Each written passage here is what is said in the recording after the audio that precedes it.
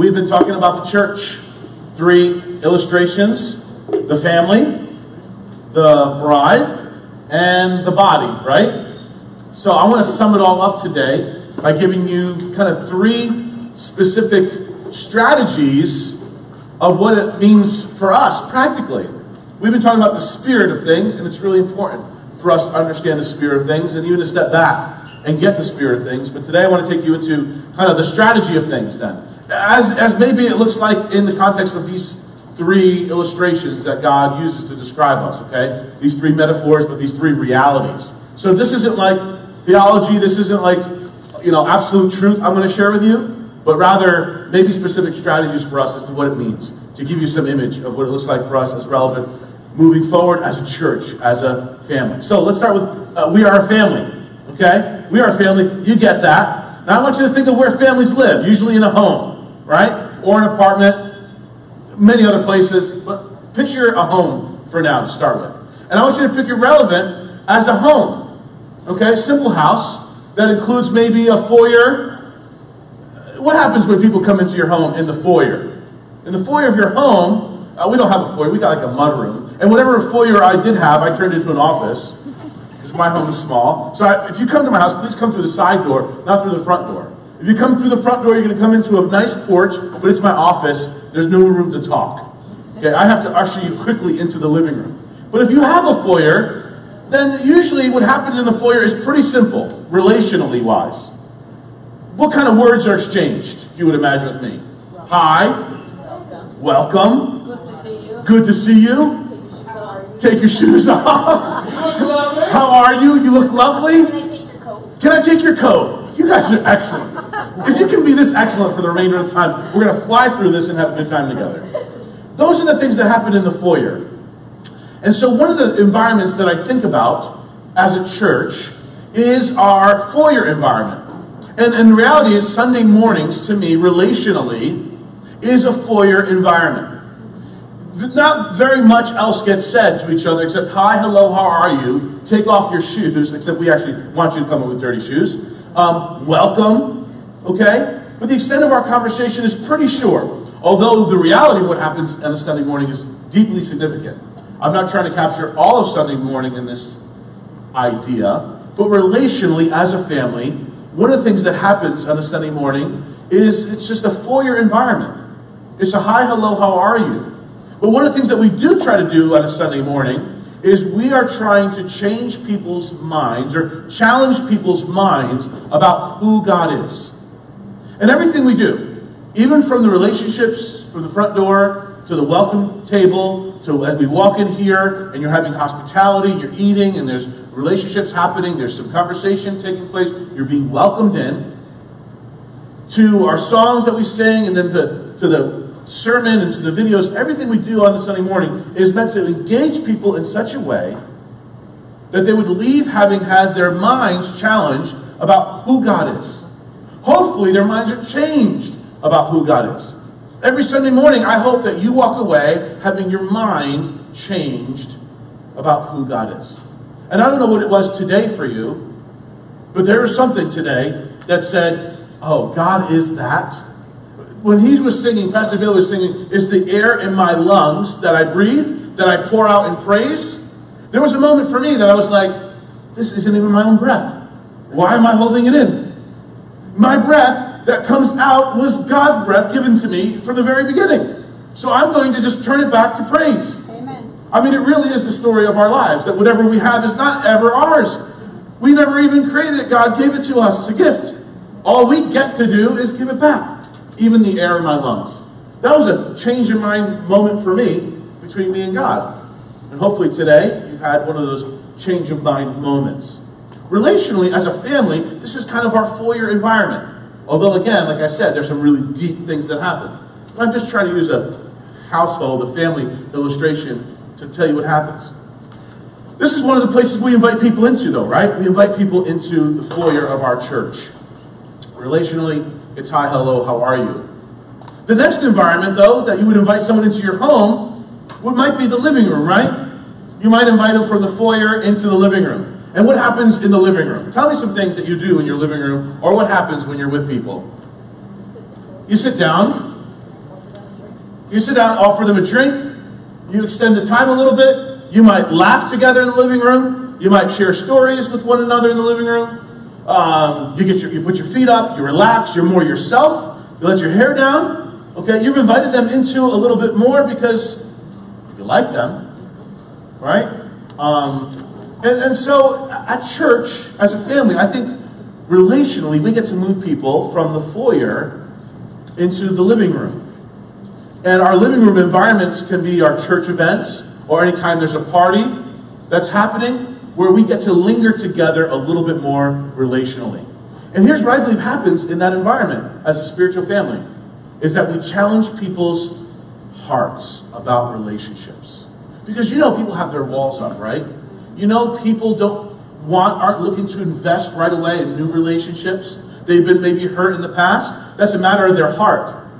And I believe when we invite people into the living room settings of Relevant Church, like our church events, like our Christmas parties, I'm hoping to throw more parties. Anytime we have a party, let's just put it that way. Yeah. You guys are great at throwing parties. And we have a great time when we have a party together. And some of you have taken your own initiative to throw parties or to invite people to events like Matthew West concerts because we enjoy each other's company.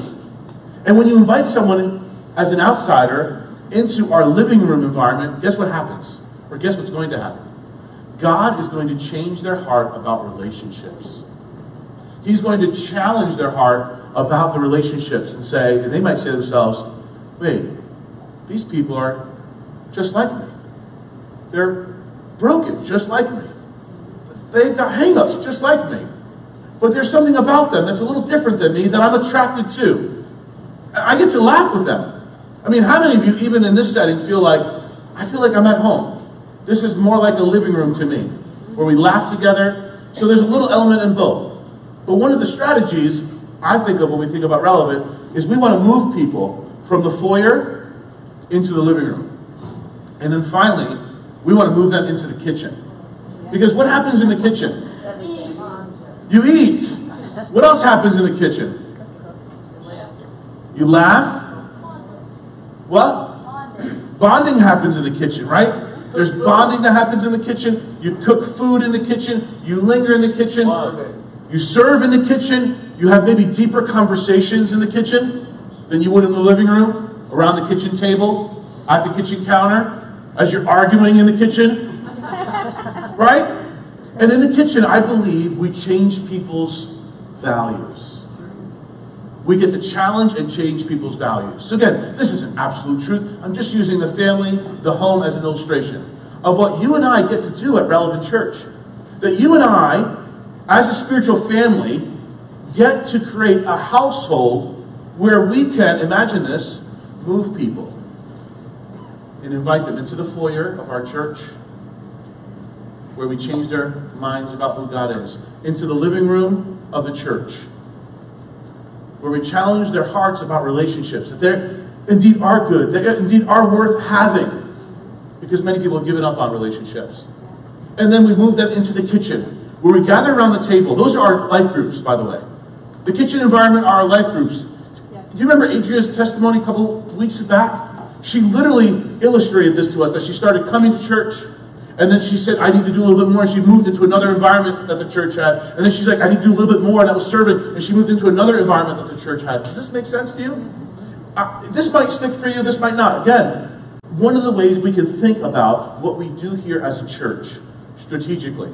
So when we're inviting you to serve in one of these environments, this family, this household, these are the strategic reasons and how we get to communicate to the world and to our guests and to one another how we are the spiritual family. These are our environments. And so I want to encourage you, if you have yet to move into the kitchen, come September, we're going to be launching a bunch of new life groups where you're going to have your values shaped by the Word of God, and you're going to experience accountability and belonging to each other. In our kitchen environments, you get to be more of a contributor than you are in the foyer. There's limited things that everybody could do in the foyer, right? But in the kitchen, we can have lots of cooks. We can have lots of servants. You can be blessing people's lives because you're more intimate and you're more closer with one another. And trust me, your life will be never the same. It'll be an environment that you always return back to. You'll always want to go back to. Even if you've left it after a season, you'll long to be back in the kitchen. Because eventually the kitchen leads to the crawl space, the attic, the closets, the basement, all sorts of nasty places. But we won't mention those. We'll leave those for your surprise. Does that make sense? Yes. Awesome. The next thing that we are is we're a bride. We're a bride. And one of the things that I answer people, and I've answered them ever since I've joined Relevant, when people ask me, how is the church going? I've landed on a phrase that says this. Well, it comes from this. It comes from the Spanish, and it was just coincidence that Pastor Bailey was here. It comes from the Spanish, this verse I heard in Spanish. It was shared at a wedding many, many years ago. It was my sister-in-law's wedding. And it was my once removed father-in-law's, just my brother-in-law's father. Anyway, he read from this verse. Now I'm going to read it. See if I can try it. Igualmente vosotros, maridos, convivid con ellas, sabiendo que la mujer es un ser más delicado. You guys understand más delicado? Very delicate, that's the important word. Más frágil, you know what that word comes from? The Christmas story, right? Que merece un honor especial y que avies de heredar junto con ellas el don de la vida. De esta manera tendrás asegurado el éxito en vuestras oraciones. Now the English, like literally translated, ready? You also, husbands, live with them, knowing that the woman is more delicate, that she is more fragile. Some versions say that she's the weaker vessel. I like the Spanish version. That she's more delicate. She's more fragile. Being that deserves a special honor, that you have to inherit with them the gift of life. In this way, you will have assured the success of your prayers. Husbands, your prayers are dependent on how well you treat your delicate and more fragile wives. Which means oftentimes God is not listening to a single prayer I pray. Because I often don't treat my wife as more delicate and more fragile. I want her to be tougher and stronger. But she's delicate and fragile. And so when I think of the church, practically speaking, she is, my friends, a strong but fragile vessel. Can I get an amen? Amen. The strong, the church, our bride, this body, is strong but fragile. And that's what I say to people. And when I say that to them, you see lights go on. Because they're looking for numbers, they're looking for all sorts of different scorecard. But when I say it's strong but fragile, and I mean that about us. That we are strong, but we are fragile. Not weak, but delicate. That this is the body of Christ. And that as a result, that's why loving union with Jesus is so important. Loving union with Jesus is so important. There's not really much other application to us being the bride. There really is not much other strategic thinking on how we are the bride to Christ, except loving union. The churches, our experience of loving relationships with each other, our experience of passionate spirituality when we gather together, will come as a result of our loving union with Jesus when we're apart. You are responsible for the passion we experience in this place. You are responsible for the love you experience in this place. You are responsible for when someone comes into this place and they say, wow, I've never been a part of this kind of environment before. Your loving union with Jesus during the week contributes to our experience as the bride here. You are responsible for that. So treat your relationship with Jesus strong but fragile. Treat your relationship with each other strong but delicate. Never take it for granted. And then the last thing is that we are a body. We are a body. We landed on this last week. And as a body, you and I, the body of Christ, the scriptures tell us that we have been given a variety of gifts. But by the grace given to us, let's see, Ephesians chapter 4, verse 7, it's on your sheet, might be up on the screen. But to each one of us, grace has been given as Christ has apportioned it. Christ has given grace to each one of you in the form of a gift, in the form of a skill, in the form of a talent. Not because you're so awesome, not because you were so great at that, but rather it was a gift from Jesus given to you as he apportioned it. Each one different. Some more upfront and loud and boisterous. You get to put a mic on their face every week. Others, more quiet, more reserved, more in the background, more hidden. Like Sweet Maria and her grandson collecting your communion cups for the last couple weeks. I encouraged Maria this week. I thought that was the sweetest thing. She appreciated my encouragement. She didn't know she was being a distraction. But that boy collecting our communion cups every week is teaching them how to serve. And the value and the dignity and the reverence for that moment that we get to hand him our communion cup after he's collected it. Each one has been given us a gift, and it's by God's grace you have it. And Jesus himself has apportioned it to you. These gifts have been given for the good of his body, the church. Listen to Ephesians 4:8 says, "This is why it says, when he ascended on high, he took many captives and gave gifts to his people." So Paul is writing this, the Apostle Paul, and in his writing this to the letter of the church in Ephesus, he's using an illustration that we can find in the military world. That when military leaders would capture and defeat their enemies, the military leaders would take their enemies captives and then parade them through the city. They would literally put them behind them in their shackles, dragging them, walking them through the cities. And so here it says, this is why it says, when Jesus ascended on high, he took many captives. Who are Jesus' captives? Jesus and God has enemies. They are Satan and his demons. Jesus, in a very spiritual way, in a very real way, it says that he descended to hell. He defeated the enemy. He defeated darkness. And then it says he ascended. And when he ascended, this is what he's talking about, on high, it was like Jesus had a parade for himself. A victor's parade. And took his captives behind him. And he paraded them through the heavenlies. And as he paraded them, he gave gifts to his people. Jesus, riding on horseback, went around and he just handed out gifts. And he's given you a gift. And he's given you a gift. And he's given you a gift. Everybody in this room, Jesus went around, paraded his captives, and he gave gifts to you. Each one of us. He gave a gift to you, Bob, even though you're on your phone. He gave a gift to everybody. It didn't matter if you were on the phone, paying attention, sleeping. Jesus paraded his captives. Picture whatever war scene you like, whatever movie you like. That scene where all the captives are being paraded through town, being thrown cabbage at and tomatoes at. And while you're throwing your tomatoes at the enemy who's been captive, Jesus is dispensing gifts to you. He's apportioning gifts according to his grace to you. This is what he did. For the good of his saints, he gave you this. And then for the perfecting of his people. For the perfecting of his saints. For the good of his church. And then for the perfecting of his saints. Ephesians 4:12. Why did he give you these gifts? He gave you these gifts to equip his people for the works of service. So that the body of Christ may be built up. Amen. He gave you these gifts for one another. So that you might serve each other through them.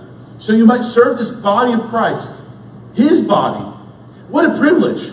Like, what an honor. He wants to make you a part of this experience of maturing and perfecting his body, of making mature each and every saint, and equipping you, equipping each other for the work of the ministry. We get to equip, train, so that you can be fruitful, so that you can multiply, so that we can grow, so that you can become mature. He says, so that you're no longer like children, tossed by the waves to and fro. That you're no longer like a ship who's being tossed. It's got no deep keel, no deep hull. Because the reality is it's below the waterline that matters for us. It's not just above the surface, but it's deep beneath. And so Jesus has given you gifts. And so we are the body. Each of you has a variety of gifts. Do you know what your gifts are? Have you identified your gifts? Do you know what you're good at? Just ask someone next to you. Life, real life. Just ask someone next to you, right? Ask someone you know. You can look through the scriptures. You can ask Jesus, Jesus, what are my gifts? There's also a spiritual gift inventory. I mean, there's everything now.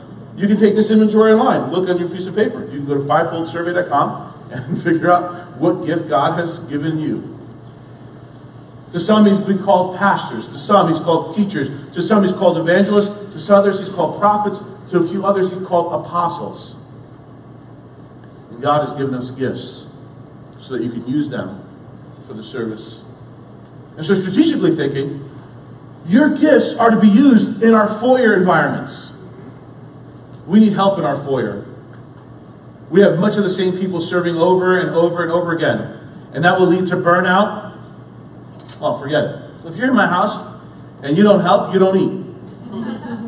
That's the rule. You don't help around the kitchen and you're not getting dinner. That's what I tell my kids. So like a family, everybody's a contributor, right? Everybody is a contributor. And when everybody contributes, when we all sit around the table, the meal is much sweeter. Yes. No one is as exhausted. Everybody gets to enjoy it. We need help in our children's church area coming into the fall. I think we have 3 or 4 teachers, but we need like 8. So we need you to help in the children's church area. You can see Justin for that. We need help in every area of ministry, at the Welcome Center, the hospitality. Why do we need help? Again, because the more the merrier. The more we contribute, the better. And I want to give you the reason why we do it. Because this is our foyer. To our guests, they come in, they get a hi, hello, how are you? And we hope that it's enough for them to come back again. Why? Because we believe in this place that they can experience the overwhelming love of God. Amen? Amen. That's really what we're doing. And then in our living rooms, we need people. I would love for some of you to step up. You've never had this opportunity before. And say, Pastor, I'd love to be a part of creating living room environments for Relevant Church. I'd love to be a part of creating parties that we can invite people to, that might have a little bit of a spiritual emphasis. It's a low challenge spiritually. Not a high challenge spiritually, but a low challenge to our guests. Something simple they can come. They know it's spiritual, but it doesn't have to challenge them so heavy, so hard. But they can come and experience relationships. If you are interested in helping us plan those kinds of parties, come see me after the service, and we'll get talking. And then lastly, we've got life groups. We're looking for teachers and pastors.